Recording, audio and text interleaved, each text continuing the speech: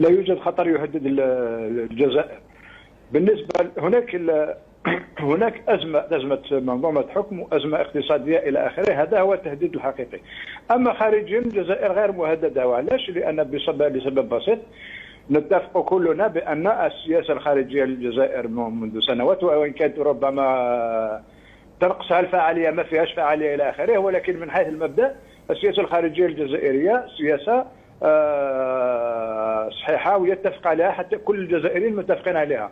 وهذه هي السياسه اللي تخليك، لان الجزائر بلد ضعيف، ماهوش بلد قوه اقليميه او كما تسمى وقوه دوليه عالميه، ولا اللي تخليها تقدر تواجه القوى العسكريه العالميه اللي معروفه. دونك الجزائر من الاستقلال خذت موقف عدم التدخل في شؤون غيرها من الجيران والدول اللي عندنا مع حدود الى اخره.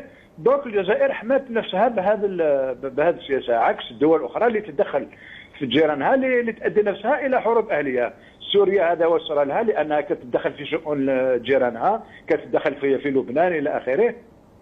العراق نفس الشيء، دمرت لانها دخلت في الكويت الى اخره. يعني ما فيهاش هذه الدول الضعيفه، هذه احسن لها انها تلتزم تعرف حدود نفسها. ما كان حتى قوه عسكريه اللي تقدر تخلي الجزائر ولا اي دوله من الدول الضعيفه هذه، الدول العالم الثالث، تواجه الحلف الاطلسي ولا تواجه الامريكان ولا تواجه اي دوله اخرى. دوك من هذا الجانب الجزائر ما عندهاش مشكل، غير خطاب السلطه هذه اليمات غير لإلهاء الراي العام وتنسيه في المشاكل الداخليه. المشاكل الداخليه السلطه هذه ما عندهاش حلول، والناس اللي راهم يدعوا الان لبناء جدار وطني ولا هم الناس اللي تسبوا في الفشل. ليش يا استاذ محمد؟ لماذا استاذ محمد ما عندهاش حلول، ولا هي لا ترغب في تقديم حلول؟ ما عندهاش، حتى ولو رغبت ما عندهاش حلول. السلطه هذه سلطه فاشله، عندهم 60 سنه فشل، ما يقدرش واحد فاشل. طيب لكن يا استاذ محمد ما عندهاش، استاذ محمد عذرا، ما عندهاش حلول، لكن الحلول قدمها الجزائريون، قدمتها الطبقة السياسية، قدمها المثقفون الجزائريون، وهم يرفعون مطالب شعبية.